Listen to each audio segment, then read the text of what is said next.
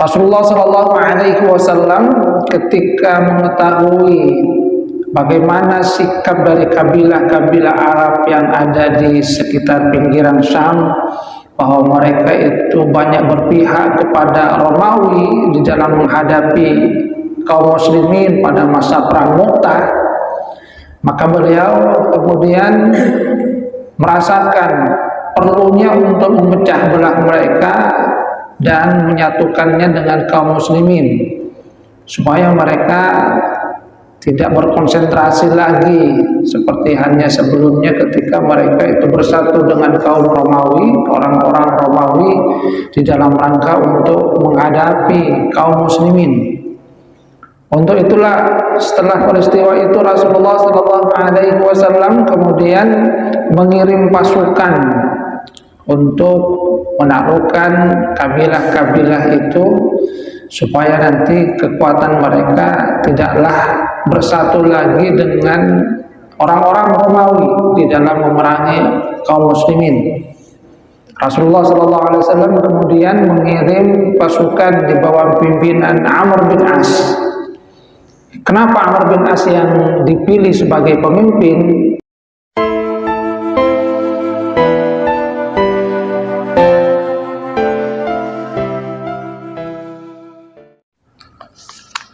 Assalamualaikum warahmatullahi wabarakatuh.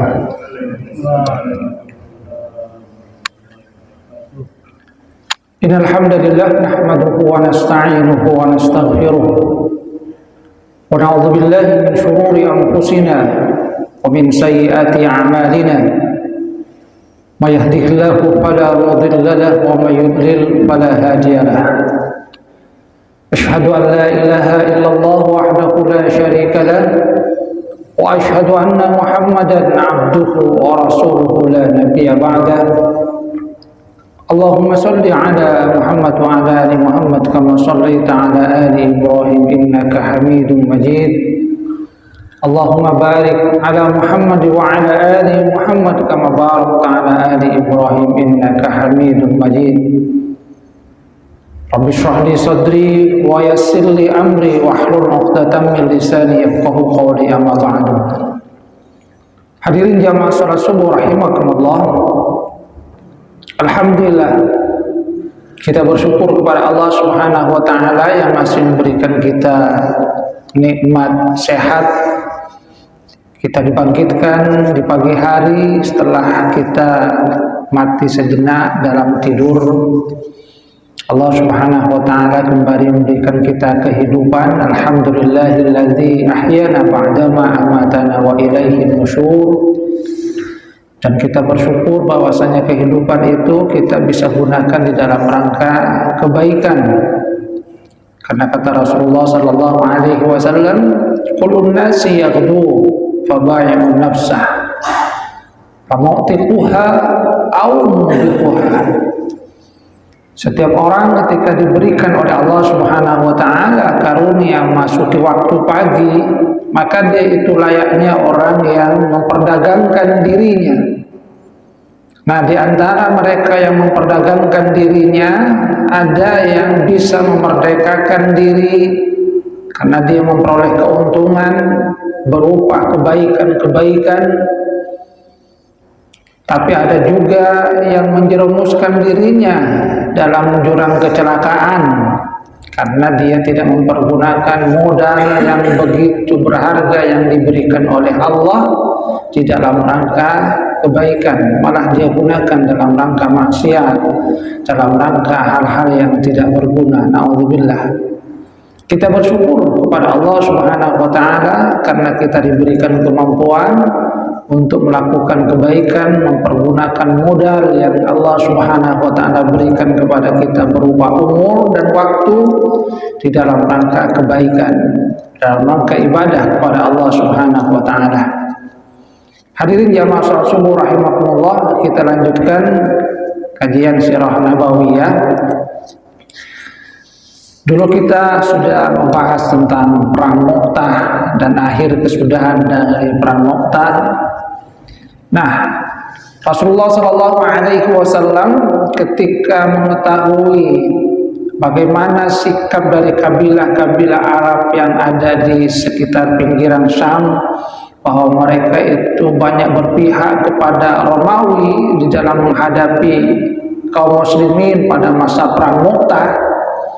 Maka beliau kemudian merasakan perlunya untuk memecah belah mereka dan menyatukannya dengan kaum muslimin, supaya mereka tidak berkonsentrasi lagi seperti hanya sebelumnya ketika mereka itu bersatu dengan kaum Romawi, orang-orang Romawi di dalam rangka untuk menghadapi kaum muslimin.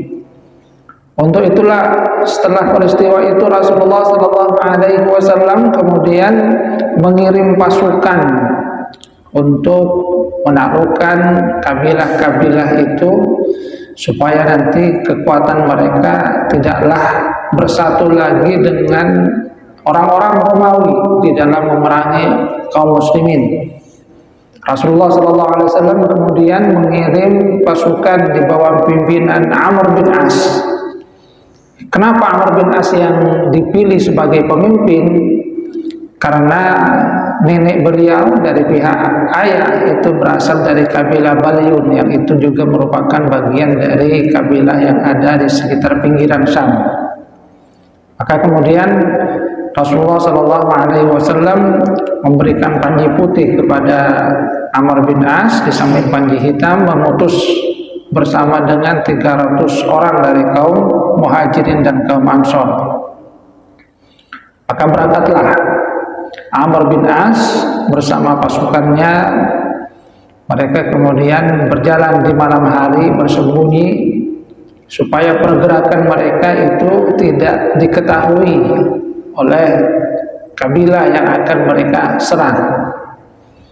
Nah, ketika sudah dekat dengan wilayah yang mereka hendak serang, mereka ternyata mendapatkan informasi bahwasanya kaum dari kabilah Bani Qudha'ah itu ternyata sudah berkonsentrasi dalam jumlah yang cukup banyak, yang memang mempunyai tujuan untuk menyerang kaum muslimin. Maka karena jumlah mereka yang sangat banyak, Amr bin As kemudian mengirim utusan Rafi' bin Makis untuk minta bantuan kepada Rasulullah SAW supaya kekuatan mereka itu menjadi lebih banyak. Maka Rasulullah SAW kemudian mengutus pasukan sebanyak 200 orang di bawah pimpinan Abu Ubaidah bin Al-Jarrah.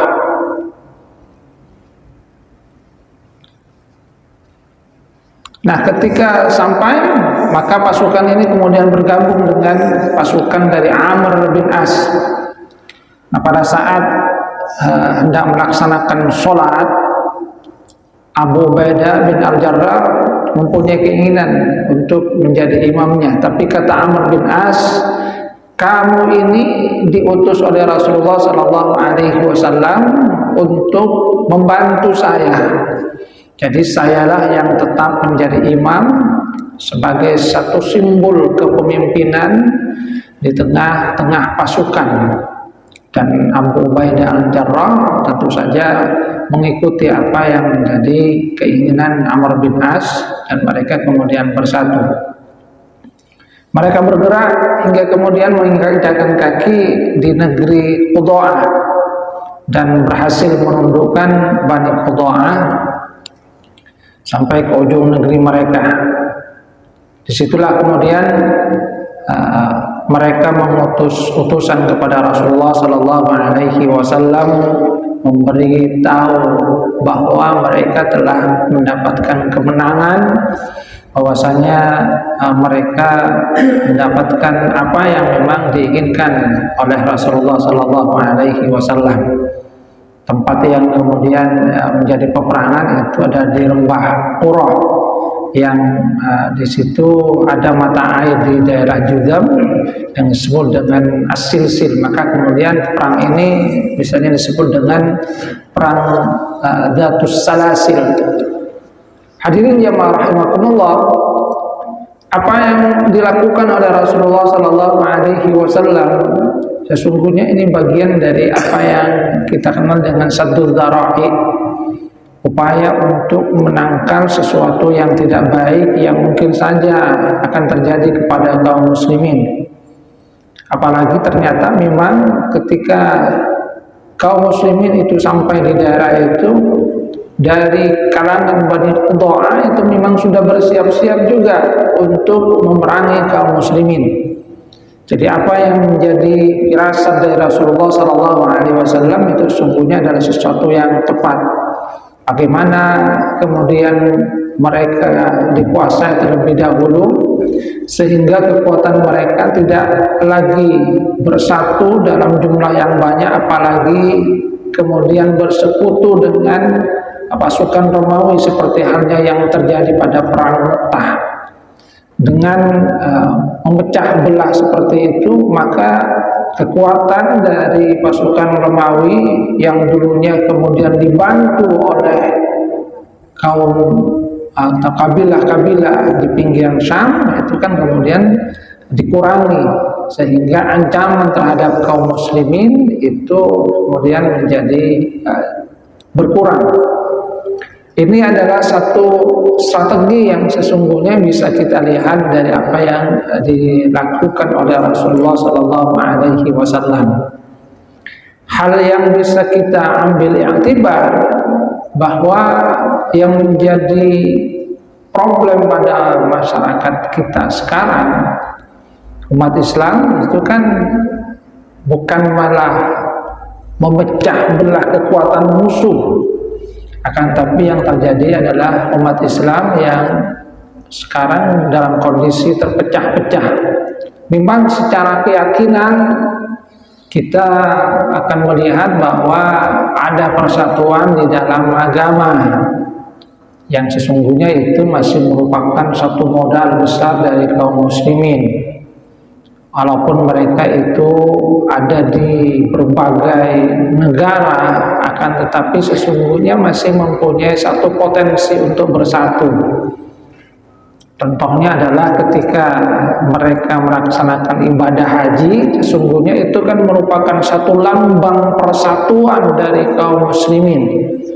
Hanya saja ketika kembali lagi ke wilayahnya masing-masing, dalam wilayah negara masing-masing, seringkali kepentingan-kepentingan negara itu membuat kaum muslimin masih terkotak-kotak, sehingga ketika terjadi penyerangan terhadap salah satu negara dari kaum muslimin, yang lainnya itu tidak membantu.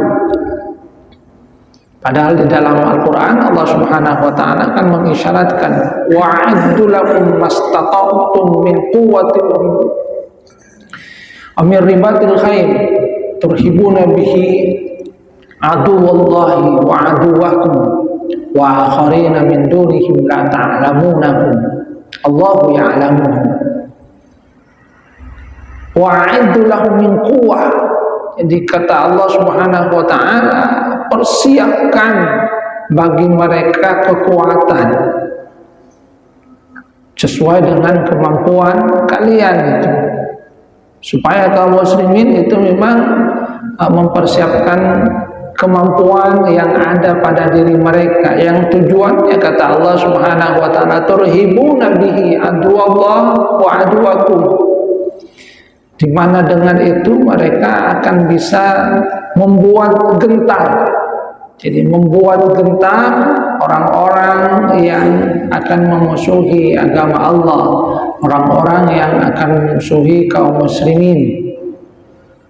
Nah, ketika umat Islam mempunyai kekuatan, dan diantara hal yang sesungguhnya mendukung kekuatan itu adanya persatuan, maka kita akan disegani. Dan itu sesungguhnya pernah terjadi pada masa lalu ketika masih ada misalnya walaupun tersisa khilafah Turki Utsmani sebagai khilafah terakhir yang menyatukan sebagian besar wilayah kaum muslimin. Khalifah Abdul Hamid II misalnya, itu mempunyai pengaruh yang besar terhadap negara-negara barat, sehingga ketika ada sesuatu yang tidak mendukung kaum muslimin, ada hal-hal yang kemudian kurang bagus bagi kaum muslimin, Khalifah Abdul Hamid II itu memberikan surat, dan itu masih diperhatikan oleh orang-orang di negara barat. Karena adanya rasa segan, karena adanya kekuatan yang masih disegani. Sementara pada masa sekarang itu kan sudah tidak ada, bisa dikatakan tidak ada. Bahkan kaum muslimin terpecah-pecah, mereka masih sibuk dengan negaranya sendiri, dan kita berharap bahwa suatu saat bahwasanya kaum muslimin itu kembali bersatu. Kaum muslimin mempunyai apa yang disebut dengan musuh bersama. Sebab kalau sudah ada musuh bersama, maka walaupun wilayah mereka itu terpecah ke berbagai negara, akan tapi kalau sudah ada musuh bersama yang harus diperangi dengan pemikiran yang sama, maka seperti halnya dulu pada masa perang salib, ketika mereka sama-sama masih bersatu walaupun mereka itu masih terpisah-pisah dalam beberapa negara. Jadi, tapi mereka mempunyai satu musuh bersama yang harus diperangi dalam kerangka tadi untuk menegakkan agama Allah Subhanahu wa taala, yang itu sekarang sudah tidak ada ya. Jadi tidak ada musuh bersama, yang ada adalah pengkotak-kotakan. Nah, apa yang dilakukan oleh Rasulullah SAW itu sungguhnya adalah memecah belah kekuatan musuh, sehingga ketika kekuatan musuh itu terpecah, maka konsentrasi mereka, kemungkinan mereka untuk menyerang kaum muslimin itu akan menjadi lebih kecil. Hadirin jamaah rahimakumullah, artinya memang di dalam sejarah kita bukan hanya sekedar membaca sejarah begitu saja, akan tapi kita juga melihat, mengambil hikmah dari apa yang dilakukan oleh Rasulullah Sallallahu Alaihi Wasallam. Karena setiap apa yang dilakukan oleh Rasulullah Sallallahu Alaihi Wasallam itu kan merupakan bagian dari qudwah, uswah hasanah. Bahkan kalau kita lihat ayat yang berbicara tentang uswah hasanah, laqad kana lakum fi rasulillahi uswatun hasanah liman kana yarjullaha wal yawmil akhir liman kana yarjullaha wal yawmal akhir wa dzakarallaha katsira. Itu kan ayat yang biasanya dibaca pada saat Maulid. Nah, pertanyaannya, di manakah ayat ini itu berada? Ternyata kalau kita lihat di dalam Al-Quran, ayat ini ada di dalam, di antara ayat-ayat yang berbicara tentang peperangan. Sebelum ayat ini itu bicara tentang perang, dan sesudahnya itu juga berbicara tentang peperangan. Artinya uswah hasanah dari Rasulullah Sallallahu Alaihi Wasallam itu ada di dalam setiap aktivitas yang dilakukan oleh Rasulullah Sallallahu Alaihi Wasallam, termasuk di dalamnya dalam situasi yang mungkin tidak disukai berupa peperangan, itu ada uswah hasanah yang harusnya diambil oleh kaum muslimin. Jadi ayat ini itu ada di ayat-ayat yang berbicara tentang perang. Jadi sebelumnya berbicara tentang perang, sesudah ayat ini itu juga kembali berbicara tentang perang, yang mengisyaratkan bahwa uswah hasanah dari Rasulullah Sallallahu Alaihi Wasallam itu ada di setiap perilaku, di setiap apa yang dilakukan oleh Rasulullah SAW, hatta pada perang yang juga isyaratnya kalau pada saat perang itu ada uswah hasanah dari Rasulullah SAW, apalagi pada saat damai itu pasti ada banyak uswah yang diberikan oleh Rasulullah SAW. Tinggal bagaimana kita mencoba untuk mempelajarinya, mengambil hikmah dari apa yang pernah dilakukan oleh Rasulullah SAW untuk kita jadikan sebagai ibrah bagi kita umat Islam yang ada pada masa sekarang. Hadirin jamaah rahmatullah, ini saja mungkin yang dapat saya sampaikan, kurang lebihnya mohon maaf, mudah-mudahan ada manfaatnya. Wabillahi taufiq wal hidayah wa ridwan inayah. Assalamualaikum warahmatullahi wabarakatuh.